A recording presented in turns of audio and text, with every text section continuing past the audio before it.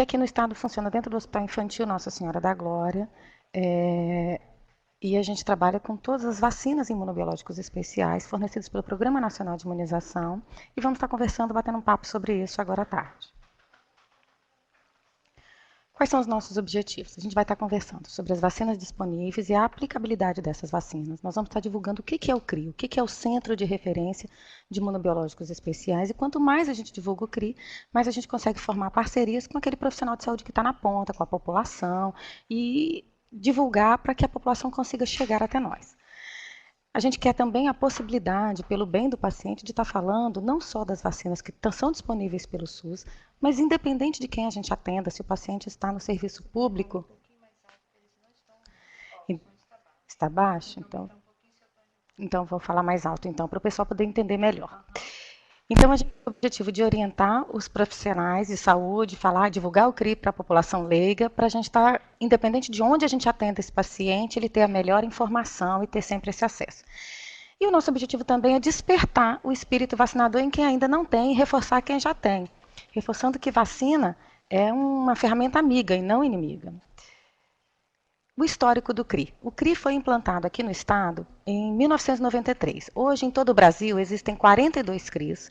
Ele foi regimentado pela portaria número 48, de 28 de julho de 2004, e funciona no Hospital Infantil Nossa Senhora da Glória. O objetivo inicial é que o número de vacinas que eram disponíveis pelo Programa Nacional de Imunização eram bem reduzidos à época, e o objetivo era vacinar crianças portadoras de doenças crônicas. Naquela época tinha-se a cultura de que vacina era uma coisa mais de criança.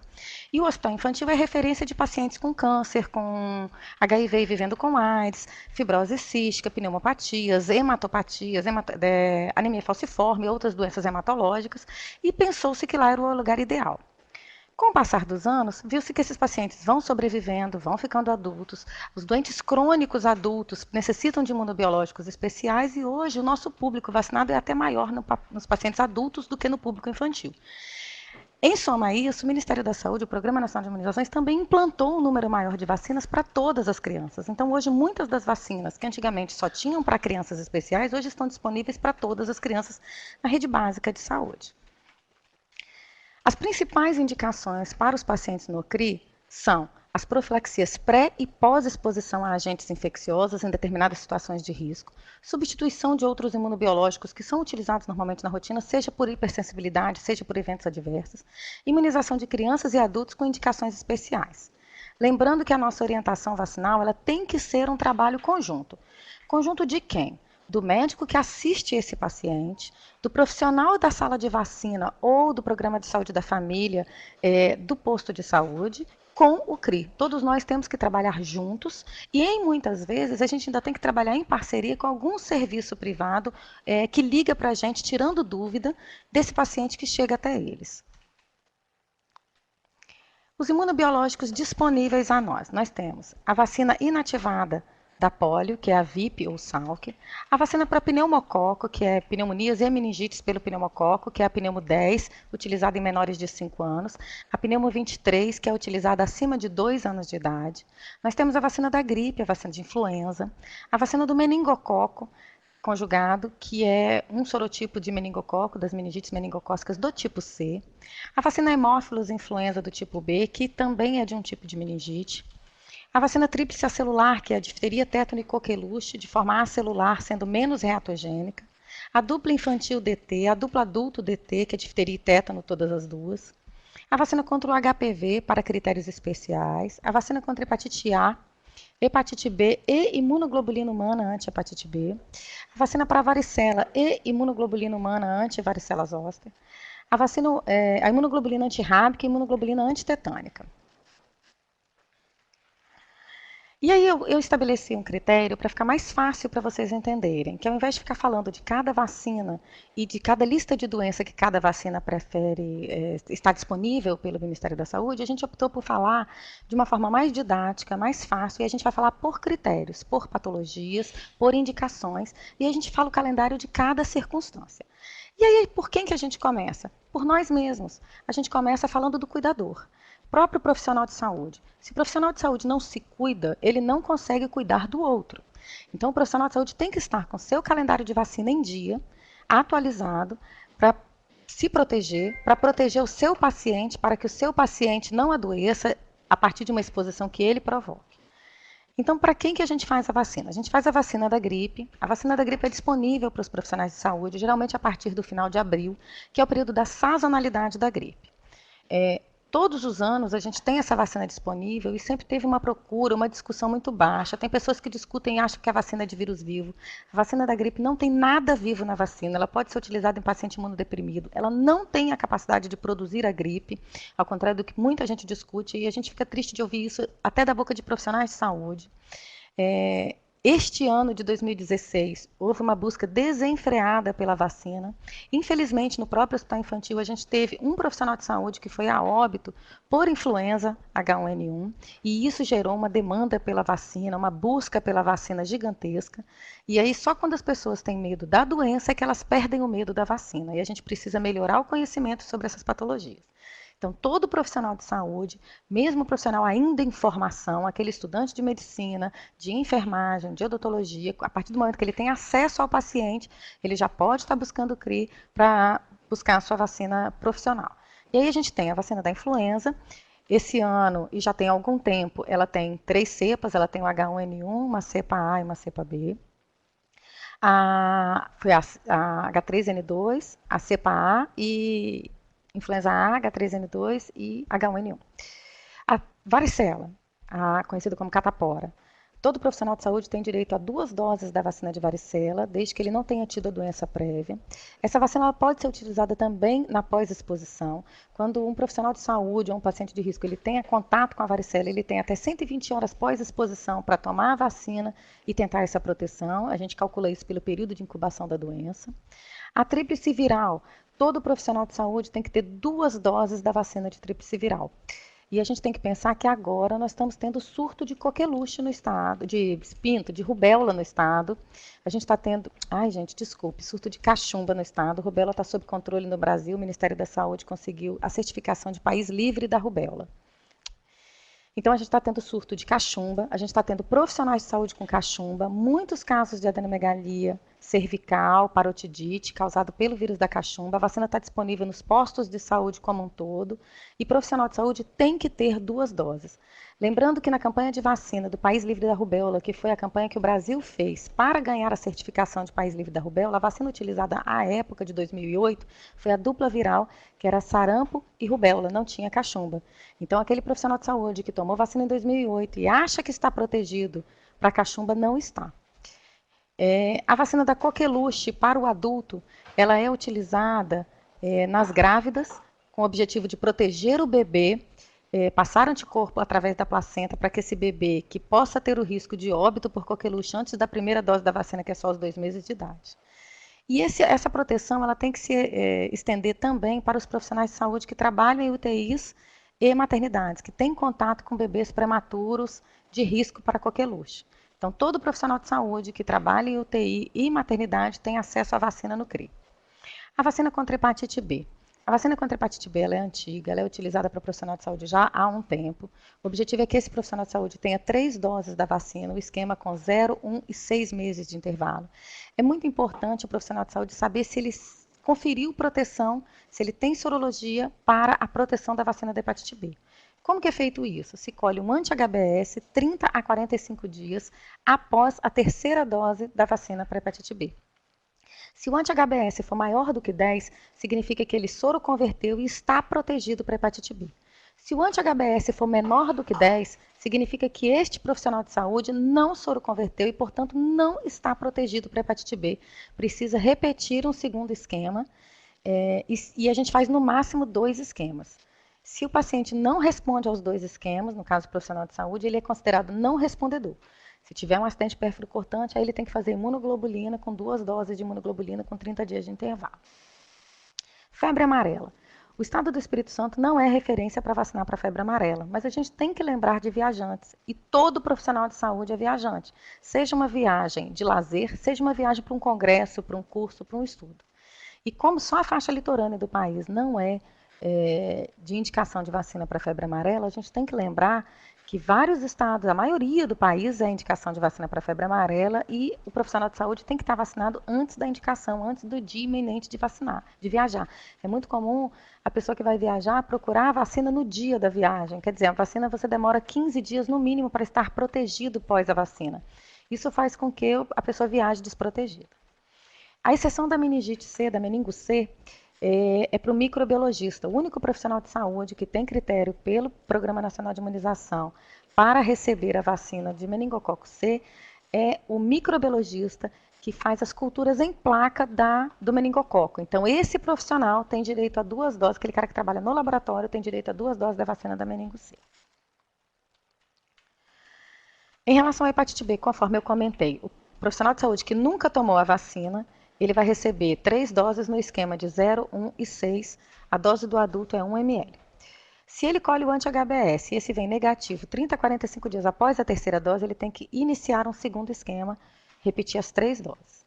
Anti-HBS após 6 meses ou mais, quer dizer, aquele profissional que tomou a vacina já há um tempo, chega para trabalhar no hospital, tem o cartão de vacina com vacina de 5 anos atrás, por exemplo, mas ele nunca colheu anti-HBS naquela época. A gente faz uma dose da vacina e colhe a sorologia 30 a 45 dias depois. Se for positivo, considera vacinado. Mas isso só funciona para aquele profissional de saúde que tem o cartão de vacina comprovando as 3 doses anteriores que ele tomou. Se ele chega dizendo, eu tomei a vacina, cadê seu cartão? Eu não tenho o cartão, eu não posso fazer isso. Eu tenho que repetir o esquema todinho completo. Se mesmo depois da terceira dose do segundo esquema ele não soroconverteu, não faço mais vacina para hepatite B, porque ele não vai soroconverter e eu considero ele não respondedor. Se chega um profissional de saúde que tomou 1 ou 2 doses, ele não completou o esquema e já tem um tempo desse esquema. Eu tomei uma dose na faculdade, uma dose recém-formado e agora eu venho trabalhar nesse hospital. Toda dose administrada da vacina de hepatite B tem que ser considerada. Eu só completo o esquema de doses. E aí tem os intervalos mínimos entre as doses. Então, por exemplo, se ele tomou uma dose há 5 anos atrás, eu faço hoje a segunda dose. Intervalo mínimo da segunda para a terceira dose são 2 meses. E aí eu vou fazer a terceira dose daqui a 2 meses. E colho o anti-HBS 30 a 45 dias após a terceira dose. Aqui eu já comentei com vocês que quando um acidente pérfuro-cortante, eu tenho uma tabela que eu coloco esse paciente, então eu vou considerar o uso da imunoglobulina, da vacina ou de nenhuma conduta se esse paciente já está protegido, se esse profissional de saúde já está protegido, de acordo com essa tabela e a situação do acidente pérfuro-cortante que ele sofreu. Então, se ele tem um acidente pérfuro-cortante e nunca foi vacinado, além de começar a vacina, eu tenho que fazer a imunoglobulina quando é fonte desconhecida ou quando é HBsAg positivo. Se eu tenho vacina incompleta, eu faço a imunoglobulina e complemento a vacina. Se eu já tenho um paciente, um profissional de saúde, que já tomou todo o esquema, que tem anti-HBs positivo, mesmo que há anos atrás, eu considero ele imunizado, não faço nada e ele está protegido. Então, eu vou jogar nessa tabela cada acidente pérfuro-cortante de acordo com o acidente que ele tiver naquele momento. Mudando agora para UTI neonatal, bebês prematuros e recém-nascidos. Hoje em dia, a gente tem um público muito grande de bebês com cada vez mais idade gestacional menores. Antigamente, não se falava em sobrevida de um bebê de 600 gramas, de 700 gramas. Hoje a gente tem a possibilidade que esse bebê saia de alta do hospital sem sequela nenhuma, com bom estado geral, ou que ele saia de alta com alguma sequela, e aí a gente vai avaliar as vacinas especiais para estes bebês de acordo com cada fase que ele vai ter. Lembrando que a gente tem que sempre estar respeitando a idade cronológica adequada desse bebê, mesmo que ele esteja internado. Para as mães é muito comum dizer, eu tive um bebê com 27 semanas, então se ele tivesse nascido agora, ele era recém-nascido. Não, esse bebê, se ele está com 3 meses de idade pós-natal, ele é considerado para vacinação um bebê de 3 meses. A única exceção que eu faço para considerar vacina é peso para a vacina BCG, que eu faço só acima de 2 kg de peso. Em relação a DTP acelular e hemófilos, que é uma vacina que eu faço com 2, 4, 6 meses e 15 meses, eu vou utilizar em prematuros, mas não é qualquer prematuro, é em prematuros extremos, bebês que nasceram menores de 31 semanas ou menores de 1 quilo ao nascimento. Então, estes bebês têm um risco elevado de evento adverso com a penta, de fazer apneia com a penta. São bebês que têm mais risco de sangramento intracraniano e risco de convulsão. Então, eles têm um risco mais elevado com a penta. E aí, para estes bebês, eles têm o critério de fazer a DTP acelular. Ah, o bebê nasceu com 32 semanas. É prematuro? É. Tem indicação da DPT celular só pela prematuridade? Não. Se esse bebê tiver algum comprometimento neurológico, cardíaco ou pulmonar, aí a gente pode estar revendo de acordo com essas patologias associadas. Vacina oral da polio. Hoje a gente não faz essa vacina mais em bebês abaixo de 1 ano de idade. A gente faz a primeira, segunda e terceira dose para todas as crianças com a VIP. Até ano passado a gente fazia a terceira dose, mas antes disso a gente chegou a ter a vacina VOP até para recém-nascido. Se o bebê estava saindo da maternidade, estava em dia de campanha de vacina, se fazia polio oral.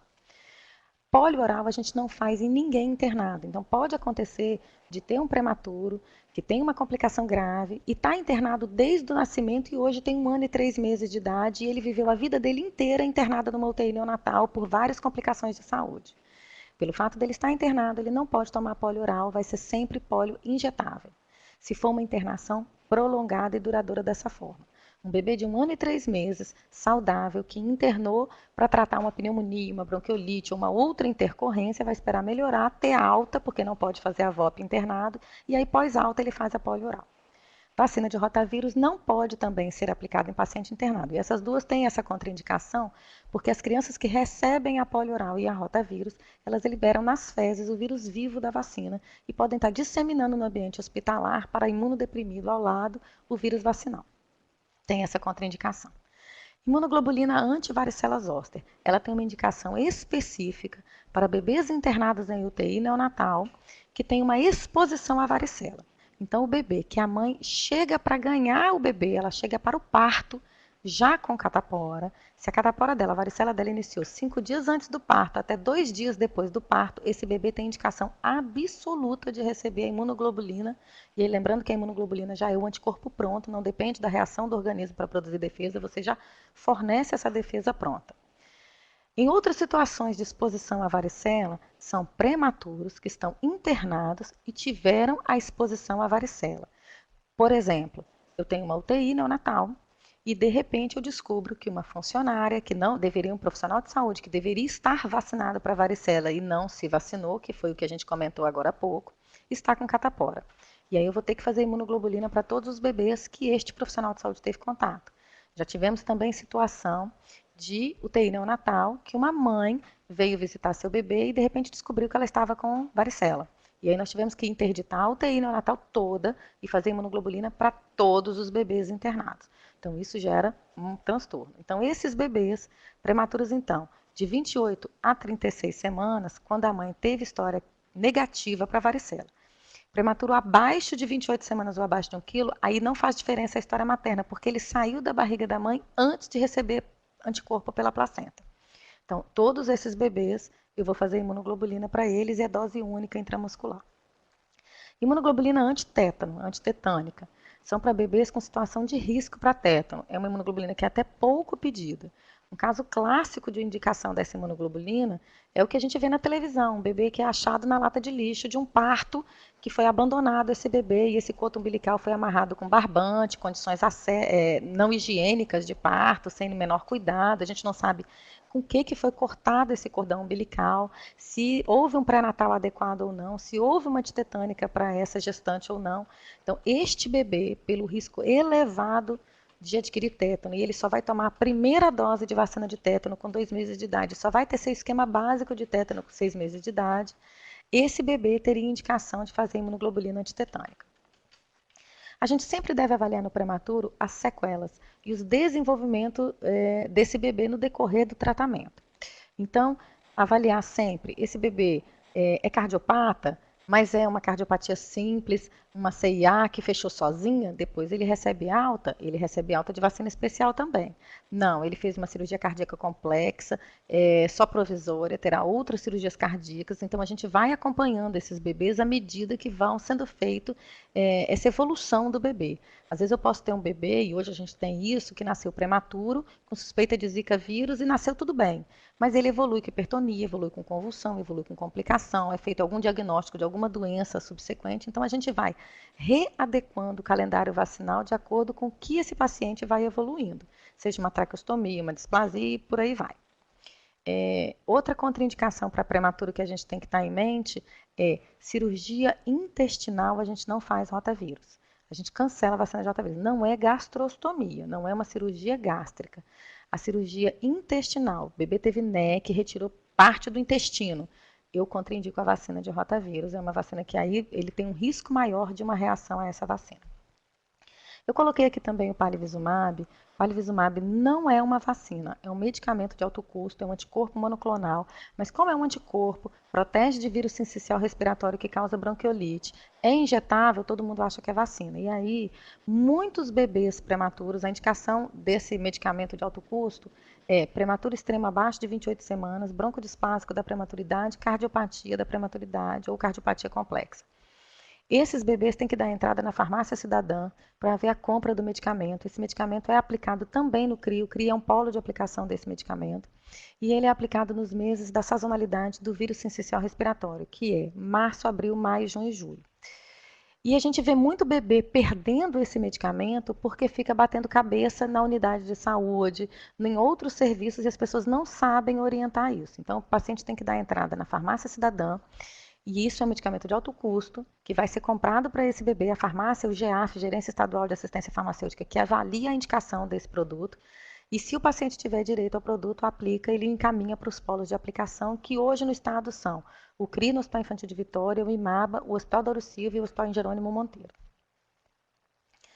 E aí, o que a gente faz nos períodos de falta de vacina? A gente está caminhando por um problema muito grande, que a vacina ela tem sido muito valorizada. Vários países têm ampliado seus calendários vacinais, têm aumentado a oferta de vacina para a sua população, e a gente não tem laboratório produtor que dá conta de produzir tudo o que a gente gostaria. Na atual conjuntura, a gente está tendo uma falta gravíssima da vacina DTP celular, que é uma das vacinas que eu comentei para o prematuro. Então, eu coloquei aqui alguns comunicados, um de julho de 2015, que refere que a vacina não está sendo produzida desde abril de 2015. Então, desde abril de 2015, a vacina DTPA infantil não é disponibilizada. E aí, o que a gente coloca? Como resolver essa situação? Se eu tenho a exceção, que é reação à penta, paciente que teve convulsão pós-vacina de penta, episódio hipotônico hiporresponsivo pós-vacina de penta, eu tenho contraindicação absoluta de fazer a penta, vou desmembrar a vacina, vou aplicar hemófilos, vou aplicar hepatite B e vou aguardar a chegada da penta. Infelizmente, não existe a vacina da DTP celular hoje, nem no serviço particular para comprar, nem pelo SUS. Ela está sendo um problema de matéria-prima para fornecer, para produzir a vacina.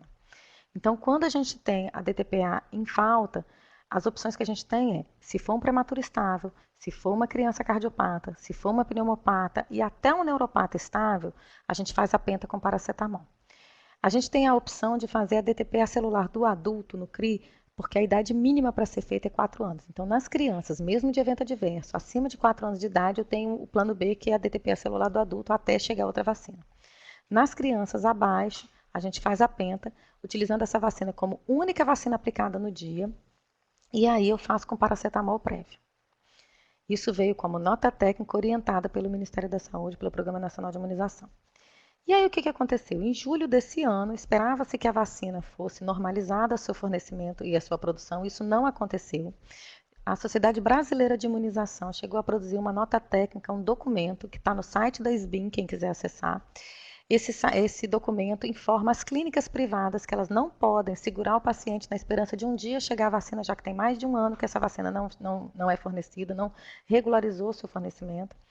E as próprias clínicas privadas têm que encaminhar essas crianças para os postos de saúde para fazer a penta, alegando que o risco de reação da vacina penta é muito menor do que o risco das doenças às quais essa vacina protege. No atual momento, a gente tem um complicador que é síndrome congênita da Zika e microcefalia. Aqui no estado a gente tem, no Hospital Infantil é referência, a gente tem um público que infelizmente está maior do que a gente gostaria, de crianças com microcefalia, com hipertonia, convulsão e todos os sinais e sintomas que já fazem parte da síndrome congênita da Zika.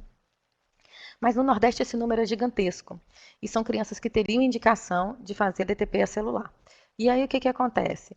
O Ministério da Saúde colocou essa nota técnica, esse comunicado 497, de julho de 2016, orientando que as crianças portadoras de microcefalia, síndrome congênita da Zika, deverão receber a vacina pentavalente, desde que passe por uma avaliação médica antes de vacinar.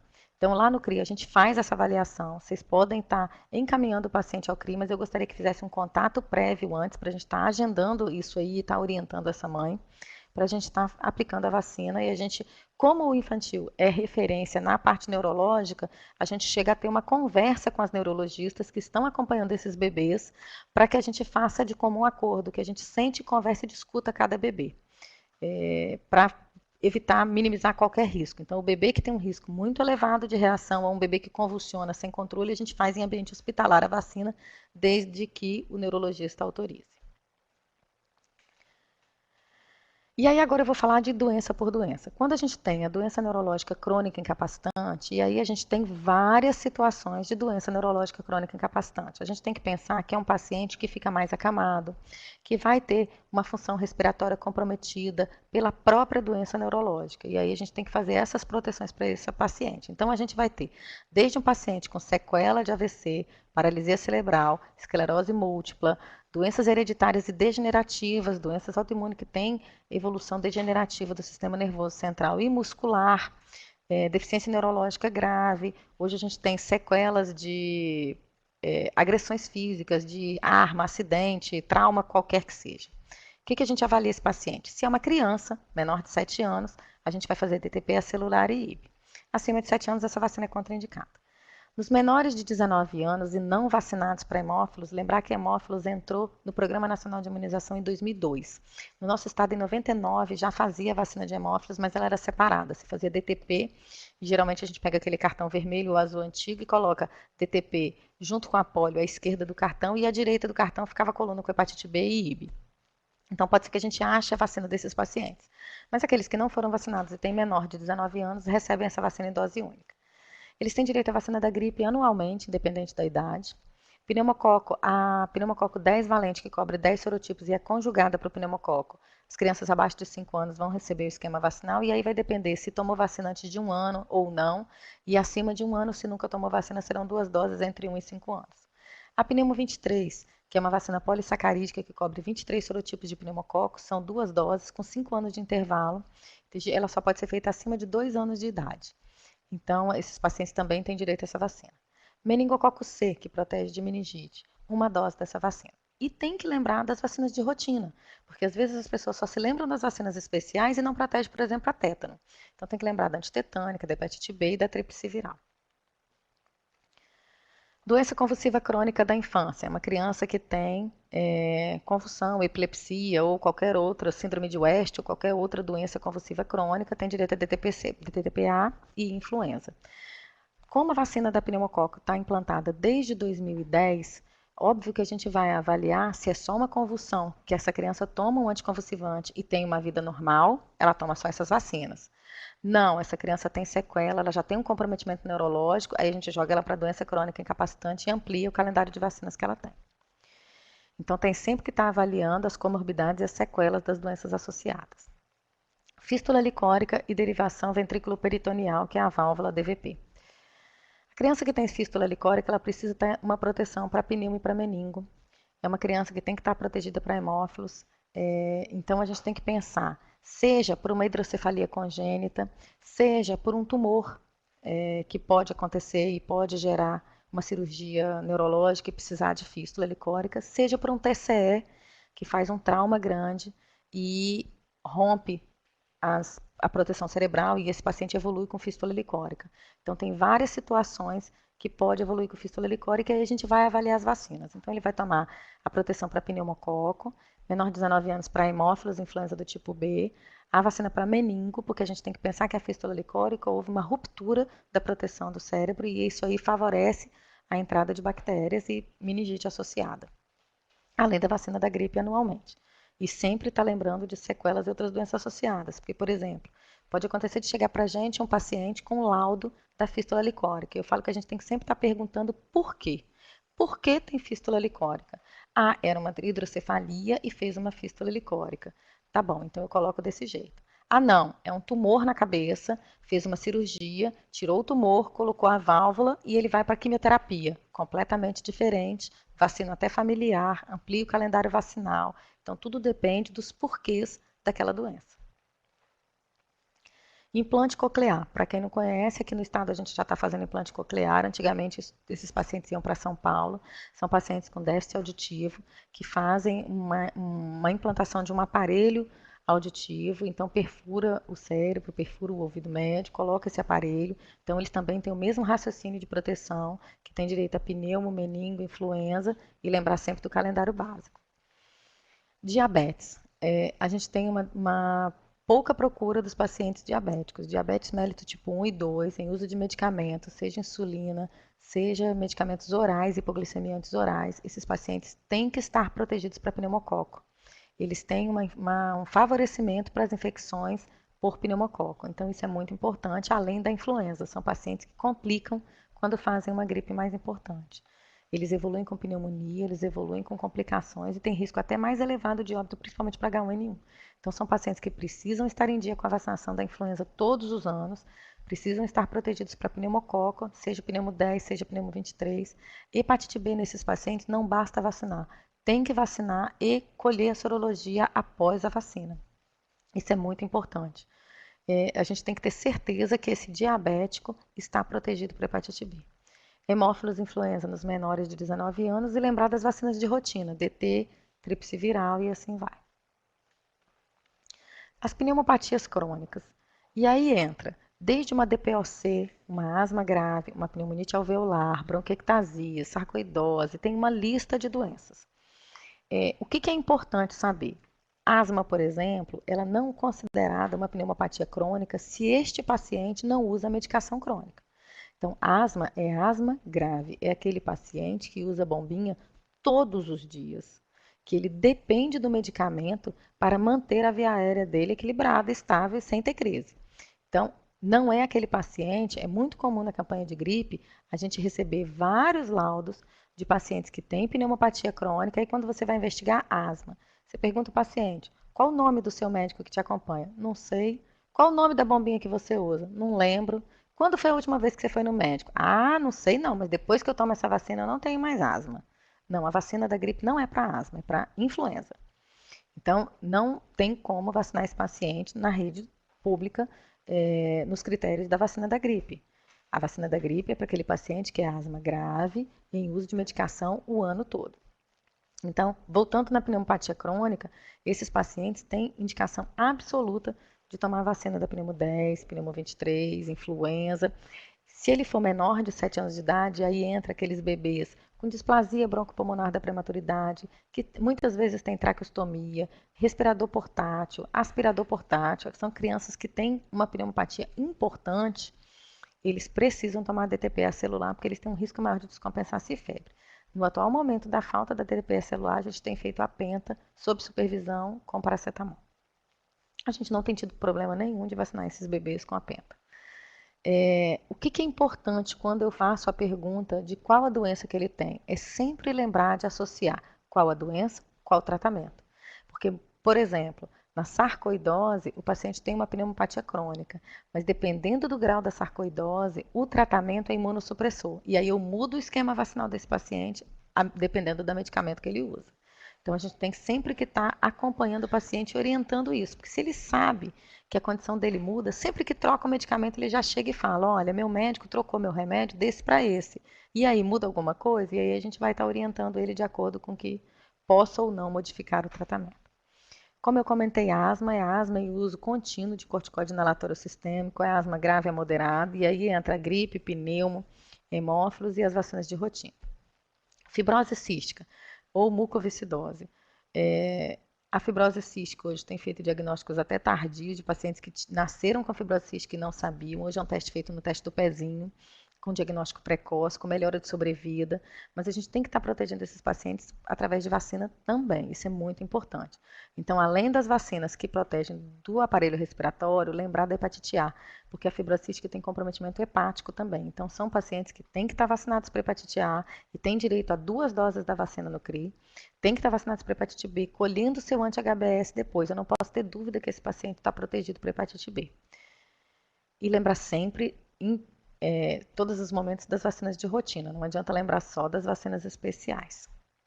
Hepatopatias crônicas, e aí entra atresia biliar, hepatites crônicas por B ou C, cirrose.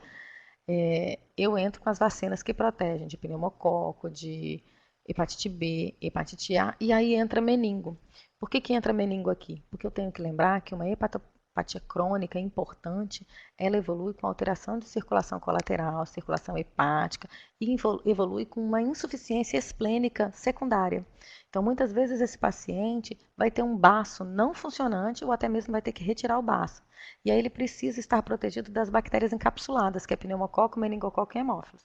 Então, esses pacientes, se tiver comprometimento hepático, vai entrar a vacina de hemófilos também na hepatopatia crônica, comprometimento esplênico, perdão. Vai entrar também a vacina de hemófilos nessa hepatopatia crônica. Aquele bebê que é exposto à hepatite B.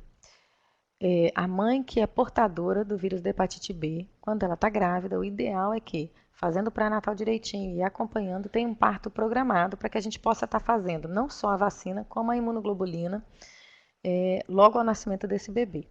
Eu tenho até o 7º dia de vida para estar aplicando a imunoglobulina do bebê.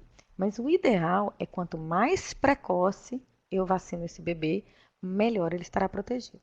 Lembrando que a vacina da hepatite B em 3 doses dá 94, 96% de proteção. Então, é muito importante fazer a vacina. Às vezes as pessoas ficam esperando conseguir a imunoglobulina e não correm e aplicam a vacina. Então, eu tenho que fazer a vacina imediatamente após o nascimento. E o ideal é fazer a imunoglobulina junto. Mas se eu não tiver como fazer a imunoglobulina imediatamente antes, eu não posso atrasar a vacina. Lembrar que os 2,5 ml são aplicados no vasto lateral da coxa, mas é muito importante que sejam em membros diferentes para que um produto não inative o outro. Então é importante isso. É importante lembrar de ter uma padronização da maternidade. Por quê? Porque em vasto lateral da coxa do recém-nascido a gente aplica também canaquion, vitamina K.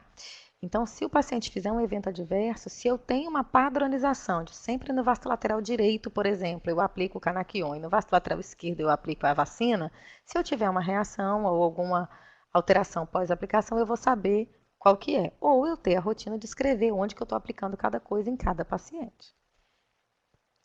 Lembrar que a hepatite B na mãe não contraindica aleitamento materno, então eu posso liberar o leite materno. Comunicante domiciliar de hepatite B. Quando eu faço o diagnóstico de um paciente portador de hepatite B, eu tenho que lembrar de investigar os comunicantes. Não adianta eu dar o diagnóstico para um paciente e não investigar a família dele também, para ver se eu descubro outros portadores de hepatite B nessa casa e se eu descubro alguém que não está protegido, porque às vezes ele tem um comunicante domiciliar que não tem a doença, mas também não tem proteção. Então eu tenho que encaminhar esses pacientes para vacinar para hepatite B. Deveria ter esse encaminhamento? Não, não deveria, porque a vacina da hepatite B está disponível nos postos de saúde para todos os pacientes. Então, se a gente vacina todo mundo, eu não preciso me preocupar com o comunicante de hepatite B. Eu teria que me preocupar só para colher a sorologia para ver se ele respondeu à vacina que ele já tomou. Mas eu não deveria me preocupar, só que isso não é uma rotina, muitas pessoas não vão à unidade de saúde ou começam o seu calendário vacinal para hepatite B e não completam ele. Então, lembrar sempre disso e das outras vacinas de rotina. Contato eventual ou exposição acidental não percutânea, que são as vítimas de violência sexual, os abusos sexuais. Então, a gente atende abuso sexual. Abuso sexual tem um prazo um pouquinho maior, tem um prazo de até 14 dias para fazer a imunoglobulina. Lembrando que quando eu tenho indicação de fazer imunoglobulina, eu faço também a vacina, aplicando também em locais diferentes. Lembrar que a vacina da hepatite B não pode ser aplicada em região glútea, a gordura atrapalha a absorção da vacina, então eu posso aplicar ou no braço ou no vasto lateral. Passando depois agora para as pacientes com as nefropatias crônicas, os renais crônicos. Eu tenho a doença renal em vários estágios. Eu tenho paciente que, desde uma lesão renal mínima, que ele não faz nem acompanhamento direito com o nefrologista. Eu tenho um paciente com uma doença renal em adiantado estado, que monitora de perto, que faz exames e que já sinalizaram para ele, olha, tem risco de você ter que ir para hemodiálise ou para diálise peritoneal. Então, esses pacientes renais crônicos, eles têm direito, acima do estágio 3, à vacina da influenza anual, pneumo 10, pneumo ou 23, hemófilos, hepatite B, varicela, e a varicela se não houver contraindicação, porque às vezes, dependendo do tratamento que esse paciente tem, eu não posso vacinar. E a ADT e a tríplice viral. Tríplice viral também é vírus vivo, tem o mesmo raciocínio que a varicela. É muito importante essa observação. Paciente em hemodiálise. A vacina da hepatite B dele muda completamente. Ao invés dele receber 3 doses com 0, 1 e 6 meses, de 1 ml para o adulto e meio ml para a criança e adolescente, Se ele faz hemodiálise, eu tenho que pensar que o esquema dele é diferenciado. Aquela máquina que filtra o sangue, filtra os anticorpos. Então, eu tenho que fazer o esquema de 4 doses com dose dobrada. No adulto vão ser 2 ml por dose. Uma criança e no adolescente vai ser a dose dobrada de 1 ml. Eu faço 4 doses e tenho a obrigatoriedade de colher o anti-HBS 30 a 45 dias após a 4ª dose. E no paciente que faz hemodiálise, eu tenho um outro cuidado. Todos os anos tem que repetir o anti-HBS, porque se ele vai perdendo esses anticorpos nessa filtragem do sangue pela máquina. Então, todo ano, caiu o anti-HBS, eu aplico um reforço da vacina de hepatite B para ele. Então, é a única situação que vocês podem pegar um cartão de vacina e esse paciente ter 10 doses de hepatite B, por exemplo, porque todo ano ele precisa tomar uma nova dose de hepatite B. Outro cuidado com renal crônico é o seguinte: o paciente faz uma fístula arteriovenosa no braço, por exemplo. Este braço que ele fez uma fístula arteriovenosa não pode receber vacina, porque se ele tiver infecção nesse braço, ele perde essa fístula. Então, é muito importante ter esse cuidado. Então, a gente não pode aplicar vacina no braço que tem a fístula arteriovenosa da hemodiálise.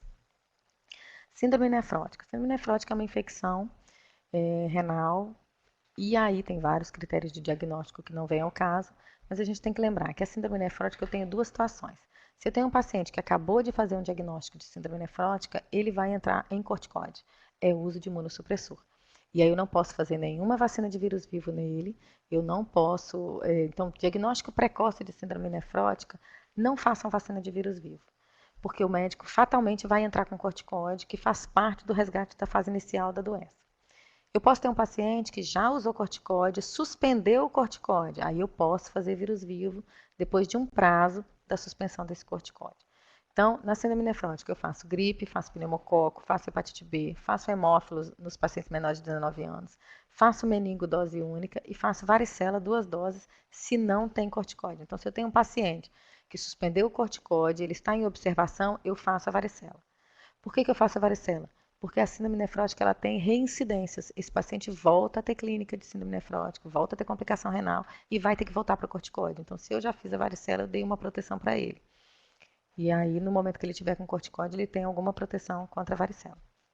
Lembrar que se ele faz tratamento imunossupressor, ele passa a ganhar hepatite A, o esquema da hepatite B muda, o esquema da meningo C muda, porque aí dobra a dose, aumenta o número de doses e por aí, enfim. Cardiopatias crônicas. As pessoas esquecem do cardíaco, do cardiopata. Então, é muito comum, por exemplo, esses dias teve no CRI uma senhora com uma doença reumatológica que está entrando com imunossupressor. Conversando, ela disse que o marido tinha feito cirurgia cardíaca já há algum tempo, mas que ele nunca tinha tomado nenhuma vacina. Mandamos buscar ele no carro e fizemos essas vacinas para ele. Então, a gente tem que lembrar que é hipertensão arterial sistêmica com comorbidade, não é só hipertenso. O hipertenso só ele não entra como cardiopatia crônica para o critério de vacina. Então, é o paciente que já teve um AVC, já teve um infarto agudo do miocárdio, tem um stent, fez uma cirurgia cardíaca, tem uma insuficiência cardíaca, tem uma cardiopatia valvar. O paciente que tem alguma complicação cardíaca, ele tem direito à vacina da gripe, a proteção para o pneumococo, seja o 10 ou 23, de acordo com a idade. Ele tem direito a hemófilos influenza nos menores de 19 anos e não vacinados. Nas crianças abaixo de 7 anos de idade, cardiopatas têm direito a DPT celular e IB. A gente tem feito pela falta da DPT celular a penta com paracetamol, porque o risco da febre alta é o paciente descompensar a cardiopatia. E lembrar do calendário básico, que é a DT, hepatite B e tríplice viral. Paciente uso crônico de AS, seja por uma hipertensão, ele tem direito à vacina da varicela pelo risco da varicela hemorrágica, se ele estiver tomando AS ou algum outro anticoagulante e evoluir com varicela, com catapora. Então, ele tem um risco maior de fazer uma varicela mais grave, uma varicela hemorrágica. Só que a gente só pode fazer a vacina da varicela negociando com o cardiologista dele, porque eu vou ter que suspender o AS por 6 semanas após a vacina da varicela. Isso a gente pode estar discutindo paciente a paciente, estar discutindo com o cardiologista, mas a rigor é um paciente que tem que tomar gripe anual e tem que fazer a varicela, mas só se puder suspender o medicamento, senão não tem como fazer. As outras coagulopatias, seja as hemofilias, as PTIs, as púrpuras trombocitopênicas, as trombofilias, doenças de von Willebrand, esses pacientes, eles têm direito a hepatite A, gripe, e a gente libera a varicela pelo risco da doença hemorrágica. Um paciente hemofílico, se pegar catapora, por exemplo, ele tem um risco elevadíssimo de fazer complicação, varicela hemorrágica e complicar tudo isso aí. E como eles têm comprometimento hepático, entra a hepatite A. Lembrando sempre das vacinas de rotina para todo paciente. Asplenia. Asplenia eu tenho desde um paciente que tem uma hemoglobinopatia congênita, uma anemia falciforme, uma talassemia major, a um paciente que tenha um motoboy que sofreu um acidente de moto, perdeu o baço e aí vai ser asplênico anatômico. Então, várias situações. Quais as vacinas do asplênico em geral? Asplênico ele vai usar influenza anual, varicela são 2 doses, se ele for suscetível e não contraindicado, quer dizer, se ele não usa nenhum imunossupressor. Hepatite B é dose padrão, 3 doses com 0, 1 e 6 meses. Hepatite A só entra na hemoglobinopatia. Então, a asplenia por trauma não entra. Lembrar de uma situação de asplenia que é extremamente comum. É o paciente que vem com laudo porque ele vai tirar o baço. E aí, lembrar de perguntar sempre o porquê. O paciente vai tirar o baço por quê? Então, tem 2 situações que o paciente tira o baço com frequência. Púrpura. Púrpura trombocitopênica idiopática. A púrpura, ele tem 2 tratamentos. Ou é corticoide, e aí muda a vacina porque ele vai usar imunossupressor, então não pode fazer varicela, e tem outras vacinas que vai receber, como a hepatite A. E imunoglobulina humana standard venosa. A imunoglobulina não é imunossupressora, e aí o calendário vacinal é só por conta da asplenia mesmo. Outra situação que não é púrpura, que tira baço com frequência, é algum tumor abdominal. Tumor de cabeça de pâncreas, tumor gástrico, que aí na cirurgia acaba retirando o baço junto. Então a gente tem que tomar cuidado, porque em caso de tumor ele vai evoluir com quimioterapia depois. Então também muda o esquema vacinal. Então tá sempre perguntando por que tirou o baço. É só um trauma? Minha análise é mais simples. Ah, não, tem outros complicadores, como doença de base, como um tumor, como um tratamento. Aí eu tenho que reavaliar cada paciente. Hepatite B é 3 doses, hepatite A, como eu comentei, é só nas hemoglobinopatias. Pneumococo.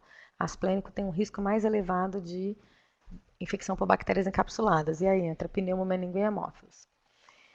Meningo são 3 doses, sendo que eu faço uma dose agora, uma com 2 meses de intervalo e uma só daqui a 5 anos. Hemófilos influenza do tipo B nos menores de 19 anos, mesmo com dose prévia, eu tenho que fazer um reforço após 1 ano de idade.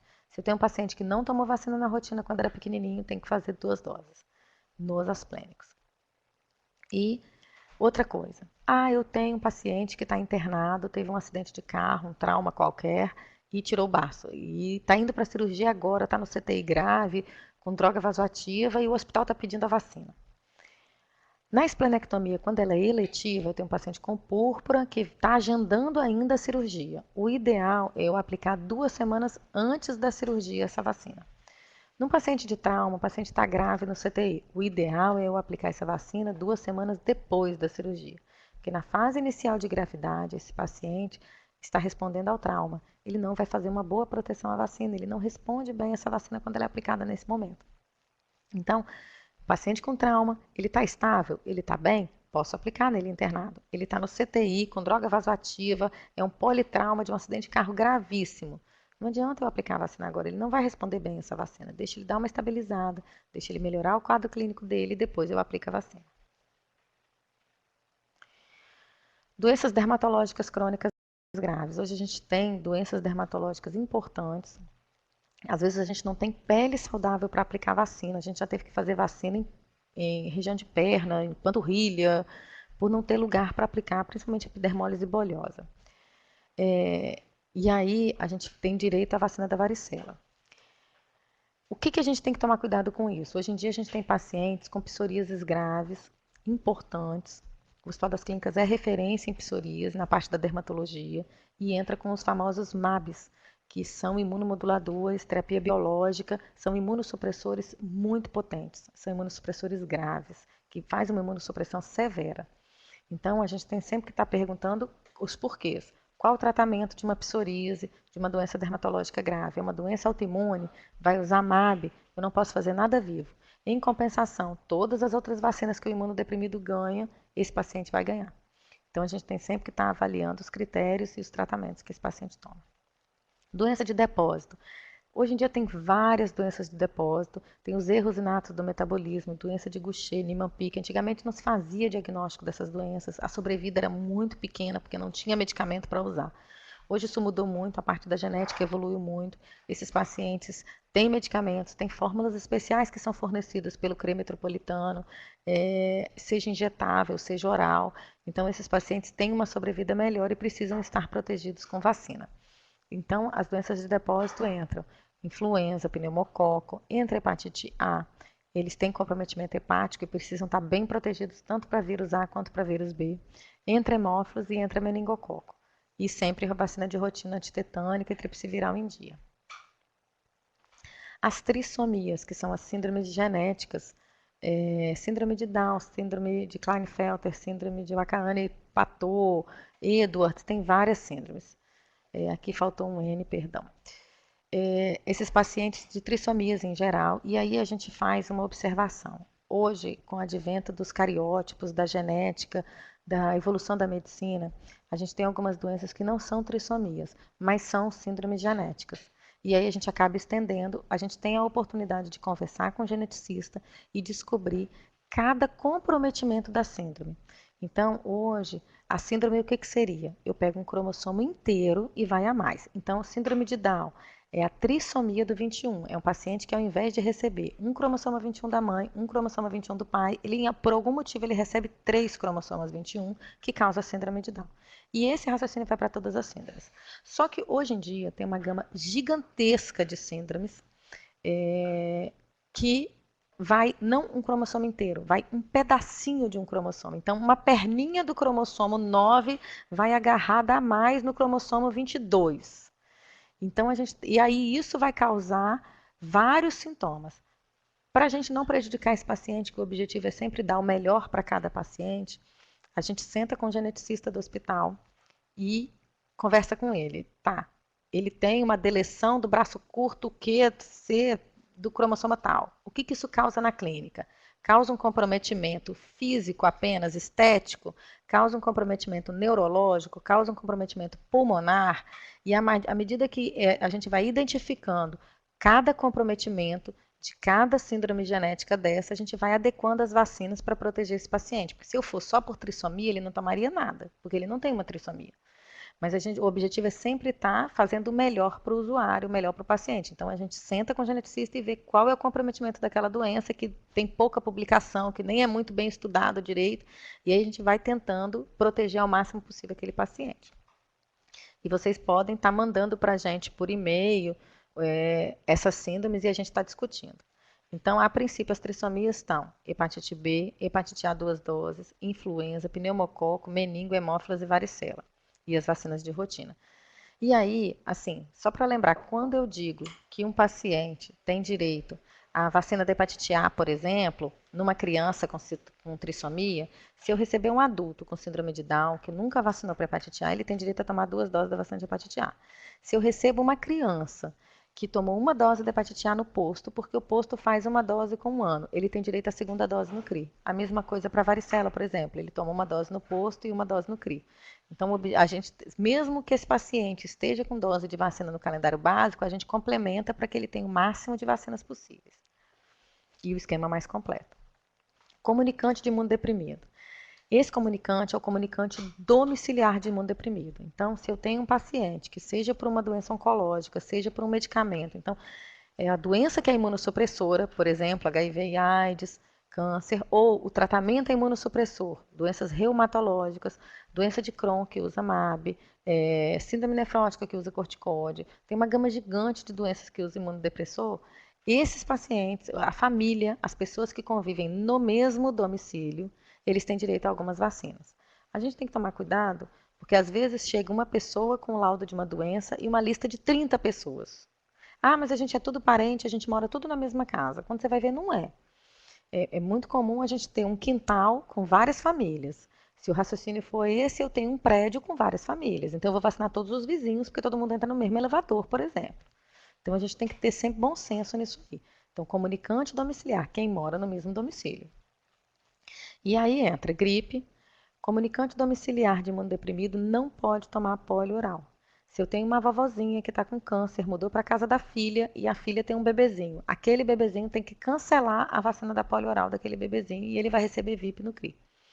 Por quê? Porque aquele bebezinho vai tomar a vacina da polio oral e vai liberar nas fezes o vírus vivo da vacina. Esse vírus, a pessoa que manipular esse bebê numa troca de fralda, acaba podendo ter contato com o vírus vivo vacinal e vai passar esse vírus vivo vacinal para o imunodeprimido, e um adulto imunodeprimido pode sim ter complicações de poliomielite com a paralisia de membros após o contato com o bebezinho que tomou a polio oral. Então tem que cancelar e não faz a vacina oral, só faz injetável. Tem direito a tomar 2 doses da varicela, por quê? O raciocínio é, se eu tenho um imunodeprimido no domicílio e eu tenho um paciente, um parente dele, um comunicante domiciliar que adquire varicela, esse imunodeprimido tem risco de óbito por varicela. Ele vai fazer uma forma grave de varicela com risco de morrer e a gente já perdeu o paciente assim. Então, comunicante domiciliar de imunodeprimido, 2 doses de varicela e tríplice viral também. Principalmente lembrando agora do surto de cachumba que a gente está tendo. Então, lembrar que se tem comunicante imunodeprimido em casa, tem que estar tomando a vacina para cachumba no posto de saúde. E as imunodeficiências congênitas? As imunodeficiências congênitas é uma prevalência de população geral estimada em 1 para 10 mil. Infelizmente, as pessoas não têm muito conhecimento sobre isso. Quando se pensa em imunodeficiência congênita, pensa em HIV. HIV é imunodeficiência adquirida, porque é uma infecção, não é uma imunodeficiência congênita. A Sociedade Brasileira de Imunodeficiências e de Imunologia tem os sinais de alerta para imunodeficiência primária, seja na criança, seja no adulto. Então, se eu tenho um adulto que teve 2 infecções graves, por exemplo, ele teve uma sepse e uma meningite no intervalo de tempo, eu tenho que investigar a imunodeficiência congênita nesse paciente pelo risco de, num próximo momento, numa próxima infecção, ele ir a óbito por isso. Então, tem vários critérios. É muito comum as pessoas fazerem laudo. Fulaninho tem imunodeficiência congênita. Quando a gente vai investigar, é uma infecção de repetição assim, uma rinite, uma sinusite, uma otite, e nunca fizeram investigação de imunodeficiência congênita, que tem vários exames para serem feitos para investigar isso aí. Então, por desconhecimento, as pessoas acabam provocando laudos que não são reais. Nas classificações das imunodeficiências primárias, que são as congênitas, eu tenho desde deficiência combinada de imunidade celular e humoral, que eu não posso nem vacinar BCG. Se eu tenho um bebezinho que a mãe teve um óbito de um irmãozinho dele por uma imunodeficiência, qualquer filho que essa família tenha é contraindicado qualquer vacina antes de uma consulta com o imunologista. Então, não pode fazer BCG, não pode fazer rotavírus, não pode fazer polio oral, pelo risco de óbito. São crianças que, se não forem feito diagnóstico precoce, até com transplante de medula óssea precoce, eles vão a óbito e tem um prognóstico excelente se for feito um diagnóstico precoce. Eu tenho deficiência de imunidade humoral. Na infância, a doença mais comum de imunodeficiência primária é a deficiência de IgA. Então, muitas vezes, quando a gente pega uma criança que faz infecção de repetição, que faz otite de repetição, pode investigar que muitas vezes é uma deficiência de IgA.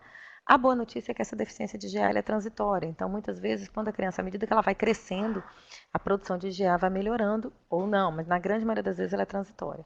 Então, eu tenho uma lista de vacinas que eu vou fazer, mas mais do que isso, é muito importante saber a lista de vacinas que eu não posso fazer. Então, em algumas situações, por exemplo, é viajante, eu não posso fazer febre amarela, mesmo que ele vá viajar para um lugar que vão cobrar, seja internacional, por exemplo, eu vou fazer um laudo para a Anvisa e dando cartão de isento de vacina de febre amarela por contraindicação absoluta da vacina.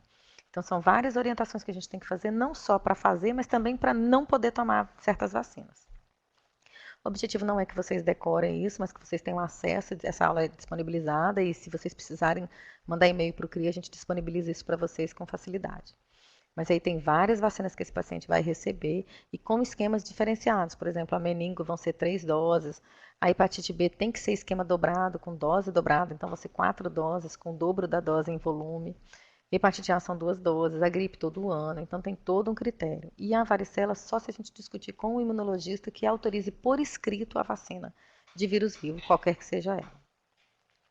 Em relação à imunodeficiência adquirida, que no caso é HIV ou vivendo com AIDS. Em doença HIV, varia desde uma imunocompetência, quer dizer, aquele paciente que está com CD4 bom, que tem uma boa defesa, que responde super bem a qualquer vacina e que não adoece fácil, desde uma grave imunodeficiência, que é um paciente que tem um CD4 baixíssimo e que tem várias doenças oportunistas e tem contraindicação absoluta de vacina de vírus vivo. Então, hepatite B, eu sempre vou estar fazendo o dobro da dose dobrada, e tem que colher sorologia após, então faz parte da rotina desse paciente colher a sorologia 30 a 45 dias após a última dose da hepatite B. Hepatite A são 2 doses, intervalo de 6 a 12 meses. Influenza anual, pneumococo 23 no adulto são 2 doses, com intervalo de 5 anos. Meningo são 3 doses, sendo que meningo e hepatite A, elas vieram como novidade no manual de 2014, novembro de 2014. Então, os pacientes que são soropositivos antes de novembro de 2014 não tomaram vacina para meningococo C, nem para hepatite A, e às vezes só vão buscar gripe anual, então eles precisam ser informados que eles passaram a ganhar essas vacinas. A vacina da varicela, 2 doses, e tem que ter prescrição médica. A única exceção que a gente faz para isso é que se esse paciente chegar com CD4, eu posso avaliar como infectologista e digo se esse paciente pode tomar vacina de vírus vivo ou não. Então, se mandar o pedido para o CRI com o CD4, não precisa ter o pedido e eu posso estar avaliando. Se não, tem que ter o pedido médico. Hemófilos nos menores de 19 anos não vacinados. Só que aí, como esse paciente é imunodeprimido, são 2 doses com intervalo de 4 a 8 semanas. Então, 1 a 2 meses eu tenho que fazer 2 doses. Ano passado, a gente teve o advento da vacina de HPV tetravalente para as mulheres soropositivas de 9 a menor de 27 anos. Então, quer dizer, as mulheres até 26 anos, 11 meses e 29 dias, elas tomam a vacina de HPV, mas não tomam no esquema da adolescente, que são 2 doses com 6 meses de intervalo. Essas pacientes vão tomar com 0, 2 e 6 meses. É importante que tenha a prescrição médica dessas pacientes, que elas são HIV positivo, não são expostas ao HIV, são HIV positivo. Provavelmente em 2017 a gente vai ter o acréscimo para os homens soropositivos, a gente recebeu uma nota técnica disso. Não tem uma data definida ainda para a entrada dos homens poderem receber a vacina de HPV. Lembrar que a vacina de HPV as pessoas associam muito a câncer de colo de útero, mas a vacina de HPV hoje já está comprovado como proteção de câncer de laringe também. Então, é muito importante a proteção e também de condiloma. A Austrália, que foi o primeiro país a implantar a vacina de HPV, hoje já não vê mais condiloma nos adultos jovens, pela proteção da vacina. E as pessoas têm uma relação da vacina de HPV muito com relação sexual. Independente de doença crônica, as meninas nas escolas estão tendo uma baixa cobertura vacinal para HPV, porque relaciona que eu não preciso da vacina porque minha filha de 9 anos não tem relação sexual. A gente tem que lembrar que quando a gente tem filho e a gente ganha um bebê, a gente vacina um recém-nascido para hepatite B, que é uma doença sexualmente transmissível e que é uma doença precursora de câncer de fígado. E ninguém se pergunta com que idade que esse bebê vai ter relação sexual. Então, a vacina de HPV ela tem que ter o mesmo raciocínio. Eu estou protegendo de uma doença sexualmente transmissível, sim, mas mais do que isso, eu estou protegendo de câncer. E eu tenho que saber o conhecimento também do seguinte: já tem estudo comprovando isso. Quanto mais precoce eu faço a vacina de HPV, mais alto o título de anticorpo e mais duradoura a proteção. Então, a idade que eu faço a vacina faz diferença na proteção e na duração de proteção desse paciente. Então, quanto mais precoce eu faço a vacina de HPV, e aí, idealmente aos 9 anos, maior e mais duradoura é a proteção. Então, a vacina de HPV serão 3 doses também, e lembrar do calendário básico.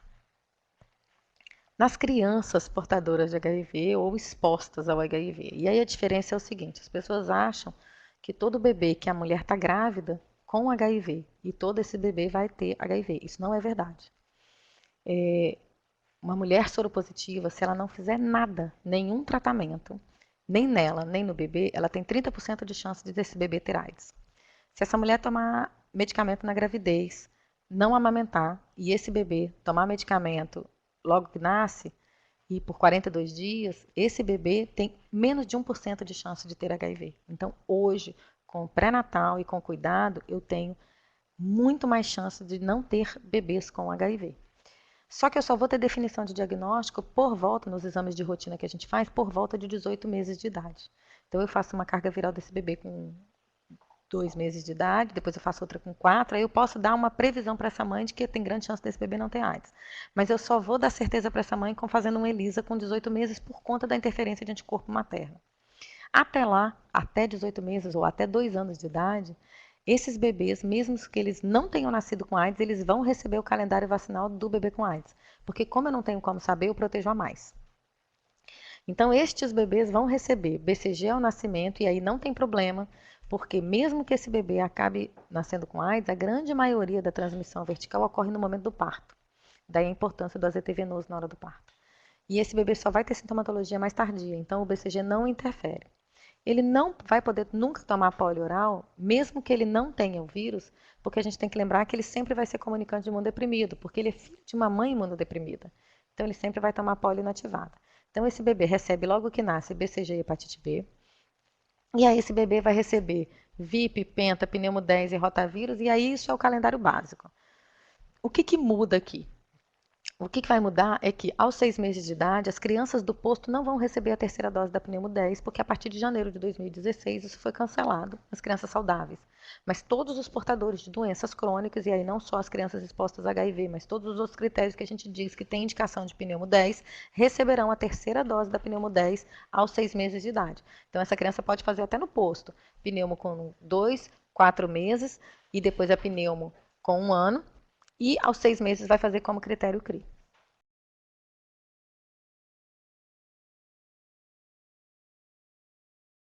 Vacinas serão 2 doses.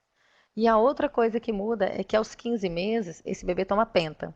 Qual o objetivo de fazer uma quarta dose de penta para esse bebê? Fazer reforço de hemófilos, acima de 1 ano de idade. Então, é esse o objetivo. Então, até 2 anos, eu trato o bebê exposto ou o bebê soropositivo de mesma forma para a vacina. A partir daí, não.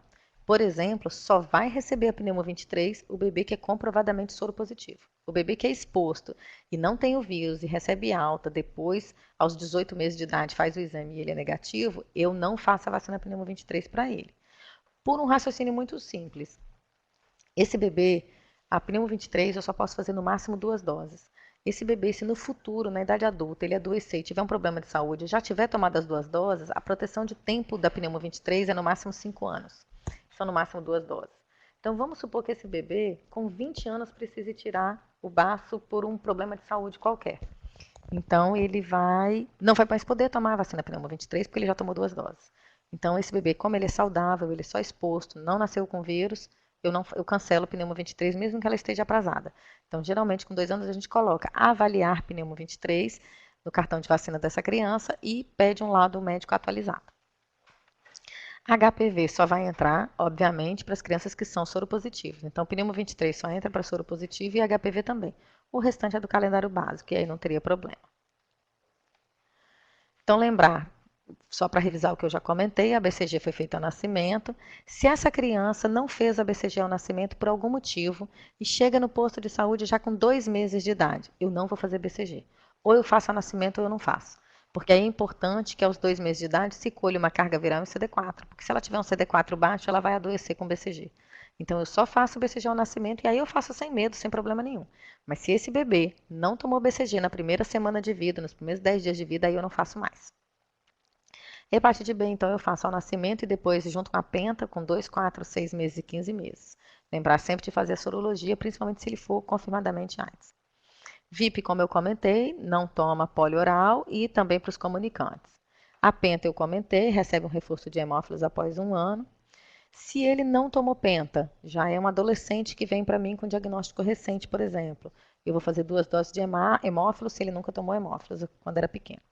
E a pneumo, ela tem um calendário específico de acordo com uma criança que vai fazer a vacina de acordo com a idade que inicia. Então, por exemplo, se eu tenho uma criança de 3, 4 anos que não tomou a pneumo, apesar de ser difícil a gente ver isso hoje, mas que não tomou a pneumo antes de 1 ano de idade, ele vai fazer 2 doses da pneumo 10 e o reforço da 23 depois, sendo o segundo reforço, uma segunda dose da pneumo 23, 5 anos após.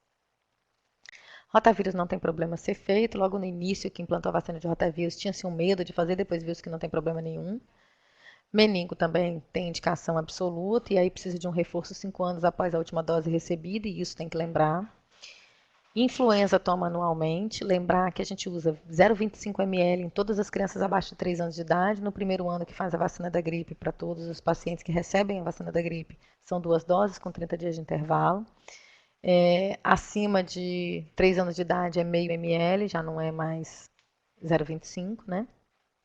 Febre amarela, precisa de autorização médica escrita nos pacientes com AIDS, por conta da imunodepressão e de ser vacina de vírus vivo. Lembrar que a vacina da febre amarela é contraindicação absoluta para alguém que estiver amamentando, principalmente bebês abaixo de 6 meses de idade. Então, essa mãe não pode amamentar, então não teria esse risco. Mas outras mães portadoras de doença crônica que possam amamentar, que não usem imunossupressor e que têm indicação de tomar vacina de febre amarela, amamentando é uma contraindicação.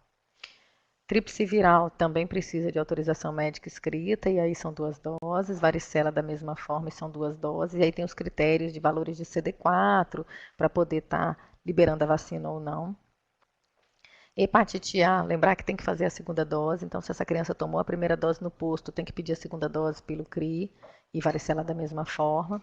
E HPV, lembrar que são 3 doses e não 2. Então, às vezes eu tenho uma adolescente que tomou 2 doses na escola, por exemplo, ela tomou uma dose com 0 e a segunda com 6 meses depois, e eu vou fazer a terceira dose agora, 2 meses após a terceira, a segunda dose. Então, ela tomou 0, 6, porque foi feito só o esquema da escola, ela não sabia que ela tinha direito a 3 doses, e aí eu vou fazer uma terceira dose agora, 2 meses após a segunda. Imunodepressão terapêutica. O que eu tenho? Só um segundo. Eu vou ter que avaliar a duração da condição da imunodepressão e o histórico vacinal para avaliar cada paciente. Lembrando que corticoide sim leva à imunodepressão, mas ele é dose e tempo dependente. Então, eu tenho que estar utilizando acima de 2 miligramas por quilo dia de prednisona, ou o equivalente em criança, ou acima de 20 miligramas dia adulto por um período acima de 14 dias. Então, aquele paciente que tem uma asma, que vai em pronto-socorro e que recebe receita de corticoide para uso curto, 1, 2 miligramas por quilo, 5, 7 dias, para controlar uma sibilância, isso não é dose imunossupressora. Corticoide inalatório tópico não é dose imunossupressora. Substituição de doses fisiológicas no paciente que tem uma deficiência de produção, não tem problema. E dose alta e curta duração, também não tem problema. Então, é bem específico de duração e dose. As doenças autoimunes, eu tenho condições de imunodepressão terapêutica. Aí entra todas as doenças reumatológicas que for entrar com imunobiológico especial. As terapias biológicas, os MABs. Então, entra artrite reumatoide, lúpus eritematoso, psoríase, algumas pacientes vão entrar com imunossupressor.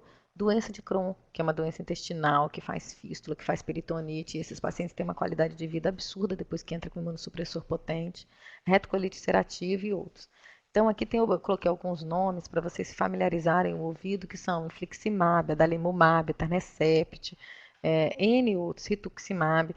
Para ter uma noção, rituximab, eu não posso fazer vacina de vírus vivo na criança até 6 meses depois do parto, se a mãe tomou rituximab na gravidez. Então, isso a gente tem que estar sentando, conversando, estudando com o médico assistente, vendo bula, vendo tudo isso aí para a gente estar definindo a vacina.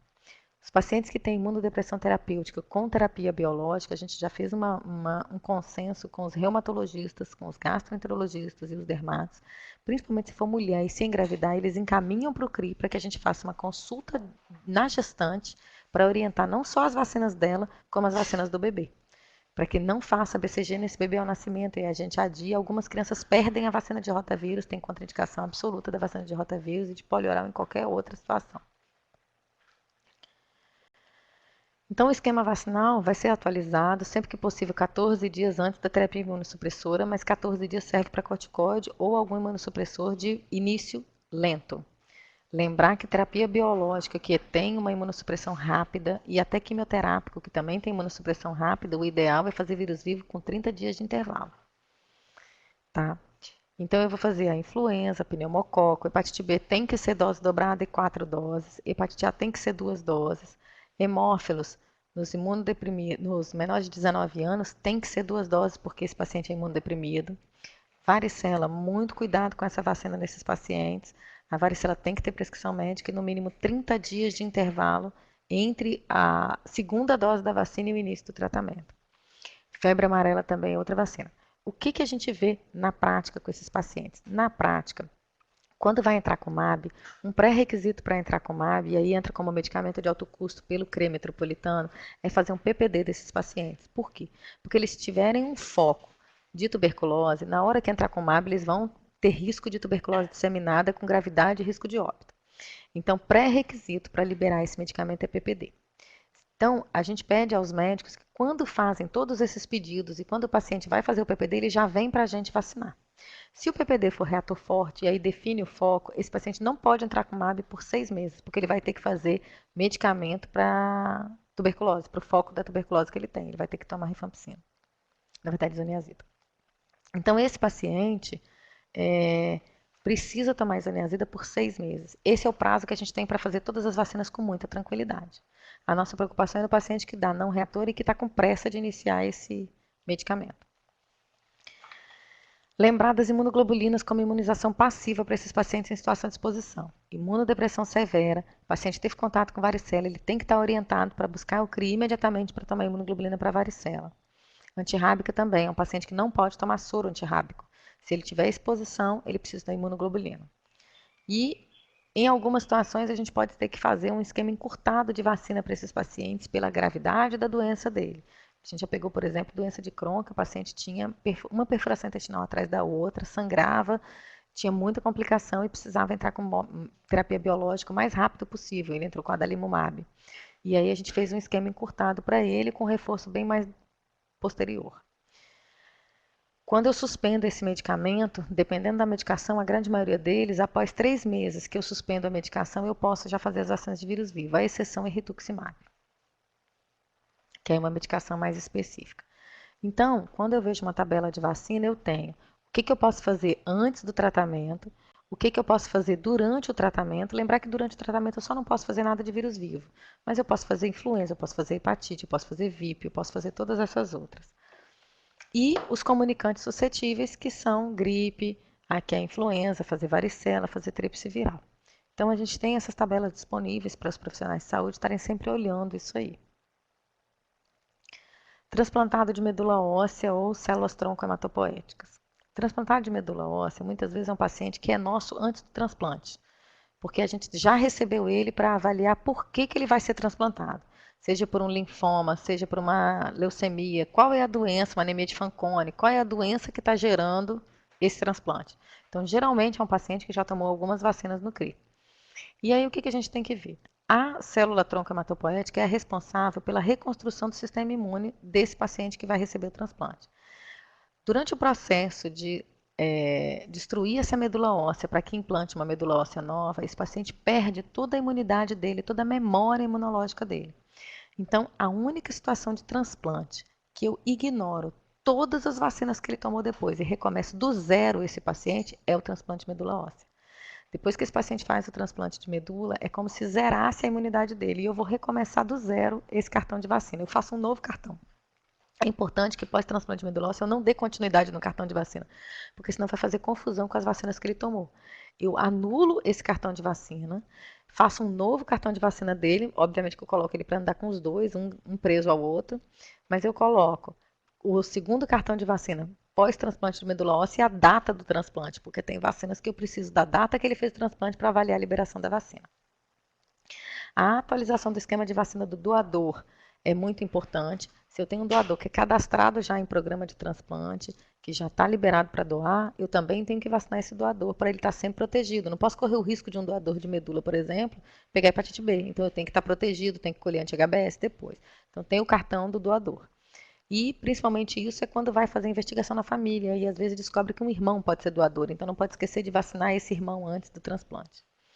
De maneira geral, completar o esquema no mínimo 14 dias antes do transplante, com a finalidade de passar esse doador produzir anticorpo e na medula que ele doa, ele passa um pouquinho de anticorpo para esse receptor. A única situação que eu não posso nunca, nem 2 anos depois, fazer nenhuma vacina de vírus vivo no transplantado de medula óssea é quando ele tem uma reação doença enxerto hospedeiro. É como se ele rejeitasse o órgão e ele vai ter que usar imunossupressor para o resto da vida para não provocar rejeição e para conseguir ficar com essa medula. Então, paciente que vai usar imunossupressor, eu não posso fazer vacina de vírus vivo nunca. Tirando essa situação, eu posso fazer vacina de vírus vivo 2 anos depois do transplante, não antes disso. Eu tenho situação de paciente que já fez 3 transplantes de medula óssea. E aí, depois que fez o terceiro, melhorou e está curado. A cada novo transplante de medula óssea, eu tenho que fazer um novo cartão de vacina e ignorar o anterior. Eu anulo o anterior, novo cartão de vacina após, por exemplo, o segundo transplante de medula na data tal. E aí eu tenho um cartão de vacina para facilitar o transplantado. A gente, hoje aqui no estado, já faz transplante de medula óssea. No Santa Rita, para quem não sabe, antigamente fazia muito em Curitiba, interior de São Paulo, São José do Rio Preto, no Rio, no INCA. Hoje já faz aqui no Hospital Santa Rita. Qual é a vacina? Geralmente eu começo a vacinar de 6 a 12 meses. Antes de 6 meses, eu faço gripe se eu estou na sazonalidade.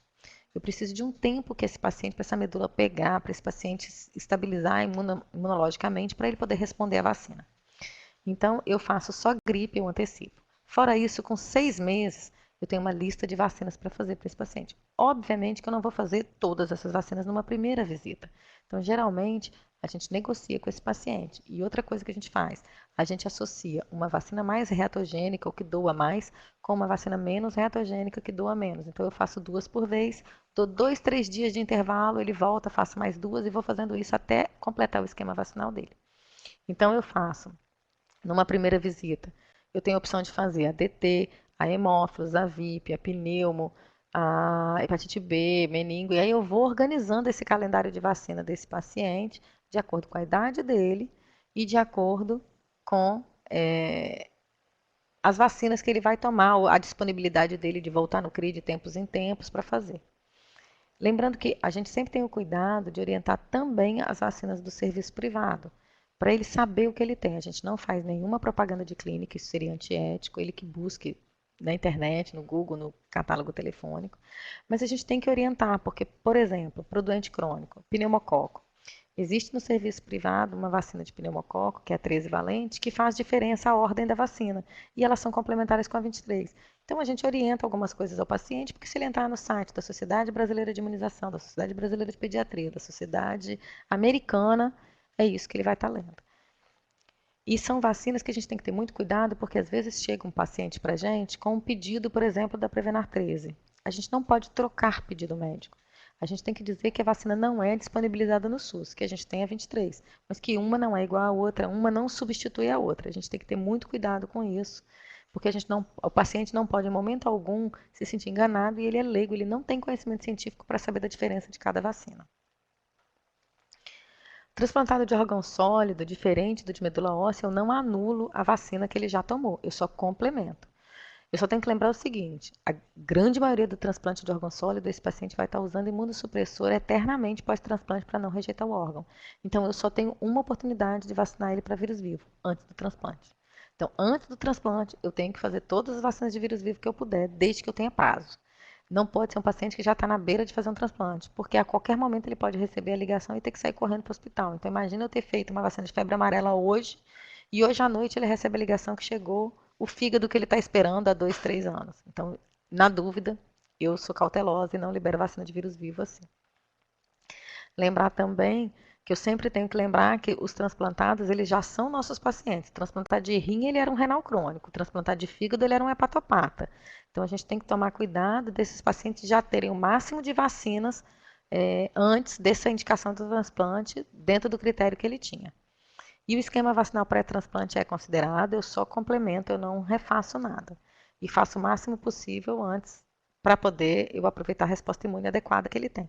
Então, no transplante de órgão sólido, eu tenho as vacinas que são antes do transplante, eu tenho as vacinas que são depois do transplante. Por exemplo, meningo C, num paciente hepatopata, é dose única. Mas, depois que ele transplanta, ele vai usar imunossupressora, aí passa para 3 doses. Então, eu vou ter que adequar essas vacinas para esse paciente. Nos comunicantes domiciliares, visto que ele vai usar imunossupressor por resto da vida, e no doador, principalmente se for um doador familiar. E aí vou adequando o calendário. Lembrar que as vacinas de vírus vivo para o transplantado de órgão sólido, que vai usar imunossupressor, eu tenho que ter no mínimo 30 dias de intervalo da segunda dose da vacina, no caso febre amarela, dose única, mais tríplice viral e varicela 2 doses, eu tenho que ter da segunda dose da vacina para a data do transplante. E aí, para sair um pouquinho da parte das doenças, a gente tem que analisar sempre as oportunidades perdidas de se indicar uma vacina. Quando a gente vacina uma criança, e a gente sempre lembra muito de criança para indicar uma vacina, a gente lembra que essa criança não vai sozinha no posto de saúde, esse adolescente não vai sozinho numa clínica para vacinar. Ele sempre vai levado por um adulto. E aí, neste momento, a gente está perdendo a oportunidade de estar vacinando esse adulto. A gente tem um número de adultos gigantesco que está com sua vacina antitetânica atrasada, ou reforço atrasado, ou nem mesmo nunca tomou 3 doses da vacina antitetânica. A gente tem um adulto que nunca tomou hepatite B. A gente tem um adulto que não está protegido para a cachumba no surto que a gente está tendo. Então, a gente não pode perder a oportunidade de estar orientando e de estar vacinando esse adulto no momento que ele vai levar uma outra pessoa para ser vacinada. Então, olha quantas oportunidades perdidas que a gente tem numa sala de espera, por exemplo, de um posto de saúde. Mães esperando para consultar seus filhos. Nenhum adulto é vacinado. Elas estão, às vezes, até com cartão de vacina na mão para vacinar o filho, mas ninguém falou com elas da vacina do adulto. Alergia a leite de vaca, que é uma queixa constante, que é uma pergunta que a gente tem com muita frequência. A gente teve problema com a vacina da tríplice viral, de um laboratório específico, que é o Sero Índia, que tem lactobumina na sua composição e que deu um problema muito sério com as crianças alérgicas a leite. Essa vacina desse laboratório específico, ela tem a lactobumina, mas as vacinas tríplice viral do laboratório Fiocruz, Biomanguinho, Sanofi Pasteur, elas não têm nenhuma proteína do leite na sua composição. A vacina que está disponível na rede pública, nos postos de saúde, é a tríplice viral da Serum India, que tem lactobumina na composição. O que fazer então com estas crianças que têm alergia a leite de vaca? Essas crianças é só entrar em contato com a Coordenação Municipal de Imunização, que vai estar disponível, eles vão estar agendando a vacina do laboratório que não tem leite, que é da Sanofi, para esses pacientes estarem vacinando num dia agendado. Por quê? Porque o frasco dessa vacina que não tem leite é de 10 doses. Então, o ideal é que eu otimize isso e agende essa vacina para que eu junte umas crianças para não jogar fora. Porque não adianta nada também eu fazer uma dose e jogar 9 fora. Mas isso é facilmente solucionado com coordenação municipal de imunização e isso é feito de rotina. Dúvidas em relação às vacinas. Primeira dúvida que a gente tem que ter em relação às vacinas, na hora de aplicar, é a similaridade dos frascos.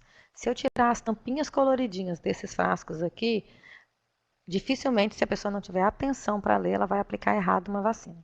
Então, a gente tem que estar sempre com muito cuidado e tem os vários Cs da vacina. É o paciente certo, é a vacina certa, é a dose certa, é a quantidade, é o volume certo, é o local de aplicação certo, é a seringa certa, é a agulha certa. Então, tem que fazer aquele roteiro dos Cs para evitar minimizar erros. Sempre é bom ler com muita atenção os rótulos, porque às vezes, por uma padronização de um laboratório, vem tudo muito parecido e muito igual. Cuidado na hora de armazenar na geladeira. Misturar a vacina de uma fabricante com outro, de um lote com outro, tem que estar tomando cuidado com isso. Dúvidas em relação ao número de doses. Isso é muito comum o pessoal ter dúvida. Se pergunta assim, a hepatite A, afinal, são uma ou duas doses? Quando o Ministério da Saúde implantou a vacina da hepatite A, ele implantou uma dose. Isso foi feito não só no Brasil, isso foi feito em outros países. A Argentina é uma dose e já tem bastante tempo, com bons resultados, com boa resposta. Quando o Ministério da Saúde, quando o Programa Nacional de Imunização faz análise de uma vacina, tem que pensar o seguinte, se eu vou implantar uma vacina para uma faixa etária, eu já tenho uma coorte de 3,5 milhões de pessoas. Então, se eu vou implantar uma vacina para uma população de 9 anos, aos 9 anos eu vou implantar a vacina de HPV, eu tenho que ter produção por ano de 3,5 milhões de doses. Eu tenho que ter laboratório, transporte, bobina de gelo, local de armazenamento para 3,5 milhões de doses. Quando o Ministério implantou a hepatite A, ele implantou uma dose por acreditar no benefício dessa única dose para as crianças. E o PNI faz avaliação populacional, diferente da Sociedade Brasileira de Pediatria e da Sociedade Brasileira de Imunização, que fazem avaliação individual. Então, quando eu faço uma avaliação individual, eu penso em um paciente. Então, para um paciente, qual é o risco que ele vai ter de adquirir a hepatite A, tomando uma dose ou tomando 2 doses da vacina? Para a hepatite A, o risco, a proteção é mais de 90% com uma dose. Mas se eu tenho um paciente na minha frente, eu vou orientar esse paciente. Os pediatras que atendem geralmente orientam 2 doses, porque eles querem que esse paciente tenha 100% de proteção. E por isso eles orientam 2 doses. Para o Programa Nacional de Imunização, se essa criança tiver feito uma dose no serviço privado e chegar no posto de saúde, ela já está com um esquema vacinal completo para a hepatite A e não tomará nenhuma dose pelo SUS. Se essa criança tomar uma dose pelo SUS no posto de saúde, buscar uma clínica privada depois e quiser fazer uma segunda dose, aí é individual. Em relação à vacina da varicela, a vacina da varicela, quando o Ministério da Saúde implantou, quando o Programa Nacional de Imunização implantou, ele queria implantar 2 doses, porém não tem laboratório produtor para produzir 2 doses da vacina. O objetivo inicial era implantar uma dose com 1 ano, e aí acabou sendo aos 15 meses da tetra viral, e posteriormente implantar aos 4 anos uma segunda dose. Isso não foi feito por falta de laboratório produtor, mas isso continua no projeto do PNI. Então, para a varicela, a criança toma uma dose no posto e poderia estar tomando a segunda dose no privado, e aí a ordem não interfere. Então, esta criança, se ela tomar uma dose da vacina no privado com 1 ano, ela vai chegar com 1 ano e 3 e vai tomar a tetraviral no posto. Em relação à vacina de HPV, da mesma forma. O Ministério da Saúde tem estudos e outros países que implantou HPV. Inicialmente o Brasil ia implantar com o esquema estendido, que era 0, 6 meses e 5 anos, depois cancelou a dose de 5 anos e vai ficar o esquema só de 0 e 6 meses. Sabendo que a proteção é boa com 0 e 6 meses de intervalo. Se fizer com intervalo menor de 6 meses, não tem a mesma proteção para as duas doses. E aí, pode ser feita uma terceira dose no privado? Pode, mas é uma análise individual e não coletiva. Então, aí é uma orientação da Sociedade Brasileira de Imunização e da Sociedade Brasileira de Pediatria, que o ideal seriam 3 doses. Encaminhamentos equivocados ao CRI. A gente pede que não encaminhe o paciente sem contato prévio da unidade de saúde, do vacinador do posto. Por quê? Porque às vezes encaminha para fazer DTP celular, por exemplo, numa criança que não tem indicação, ou que foi um evento adverso, mas ainda não foi notificada, ou mesmo que a vacina não tem no CRI. Por exemplo, a vacina tríplice viral da Sanofi, da Fiocruz, não tem no CRI. Então encaminha alergia a leite de vaca para o CRI e nós não temos uma vacina lá. Falta da vacina na unidade de saúde, falta da vacina de rotina. Ah, nós estamos em falta aqui, mandamos o paciente para o CRI porque lá tem tudo. Não funciona assim, a gente não vacina paciente saudável. A gente não faz vacina de rotina. Pedido de imunoglobulina para hepatite B com indicação equivocada. A gente já teve exame errado, exame diferente do que é o padronizado, não era o HBsAg, era o anti-HBs, que era proteção, pedindo imunoglobulina para hepatite B. Indicação equivocada de imunoglobulina para varicela. Então, a gente solicita que vocês liguem antes para evitar que o paciente fique batendo cabeça e rodando vários lugares e se sentindo enganado, se sentindo mal orientado.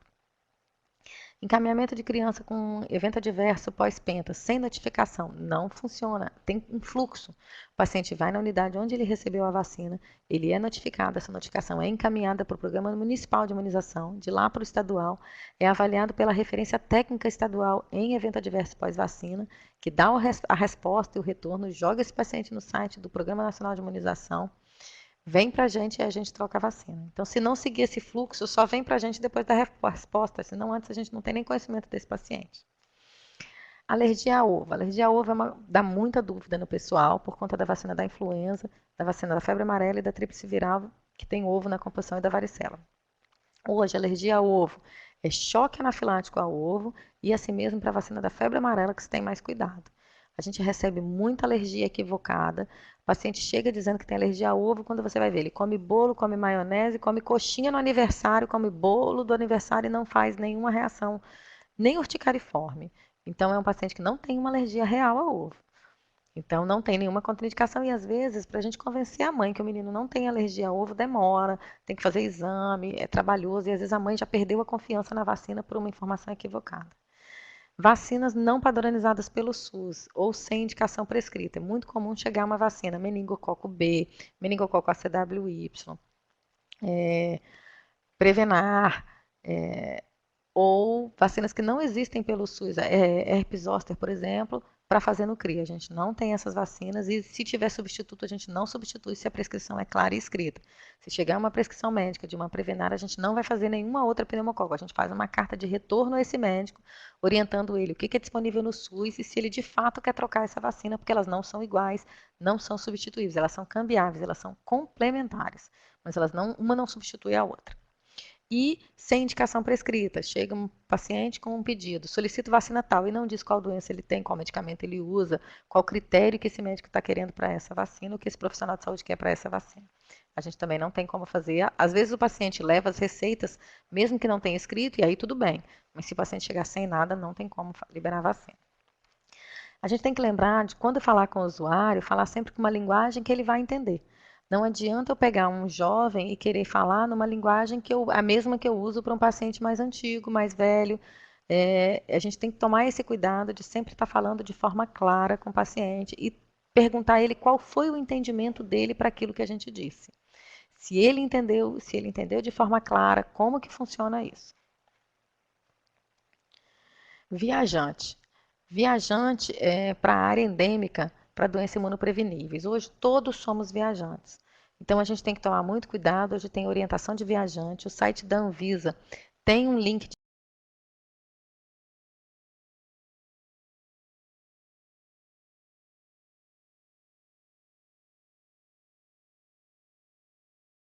de caso de doença do viajante, a própria Zika vírus veio com os viajantes para o nosso país, então a gente tem que estar tomando esse cuidado de não só a gente não levar nada, mas a nossa casa a partir de uma viagem.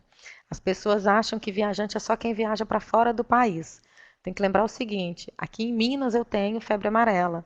Se eu for para Minas, dependendo da região que eu for, eu vou para uma região rural de Minas, que não tem febre amarela urbana, mas eu vou fazer um agroturismo numa fazenda, eu tenho que estar vacinada para febre amarela, mesmo indo para uma cidade vizinha. Algumas vacinas são recomendadas de rotina, algumas vacinas são disponíveis, mesmo para alguns países, pela rede pública, outros são vacinas muito específicas de febre tifoide, de encefalite japonesa, e aí são casos mais específicos que têm que ser discutidos.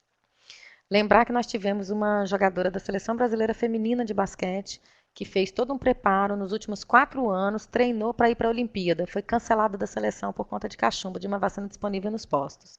Então a gente tem que tomar cuidado, porque isso impacta até em sonho profissional. E era uma menina que era para estar vacinada de cachumba, uma adulta jovem, tinha que ter 2 doses da vacina de cachumba e não tinha, e foi cancelada da seleção brasileira. E os mitos que acontecem hoje, o grande problema que a gente tem na vacina é boato. A gente tem a disseminação de mito de uma forma, muitas vezes, causando estragos irreversíveis. Desculpe. A vacina não causou surto de microcefalia. A gente teve gente dizendo que era a vacina da rubéola que estava causando surto de microcefalia no Nordeste, e a gente viu que não foi bem assim. Então a gente tem que tomar muito cuidado com os boatos. Esse é o fluxo de solicitação de imunobiológico especial. Um paciente que mora no interior, ele não necessita vir à Vitória para tomar a vacina. Essa vacina pode ser solicitada. Então, o paciente busca o posto de saúde e leva a prescrição para a rede básica de imunização. A rede básica vai solicitar essa vacina para a gente. Eles enviam para a gente os laudos, ou através de malote, ou através de e-mail. Desculpa. E aí, encaminha esse pedido para a gente avalia e retorna mandando a vacina, uma vez por mês, vai distribuído para os 78 municípios do estado. A gente só pede que os laudos sejam completos. Os manuais do CRI, o folder, todo o material da gente pode ser acessado no site do estado, saude.es.gov.br, entra no link de orientação ao cidadão, imunização e doenças imunopreveníveis, e aí consegue baixar todos os manuais e todos os informativos e acesso a tudo que precisar com a gente. Agradeço a participação e o apoio de todos. Aqui está nosso e-mail, telefone. O nosso horário de atendimento ao usuário é de 7h30 da manhã a 1h30 da tarde, mas a gente funciona de 7 às 19. E a gente tem que receber hoje, tratar o paciente bem, ter muito cuidado com o que a gente informa, muito cuidado com o entendimento dele. Obrigada.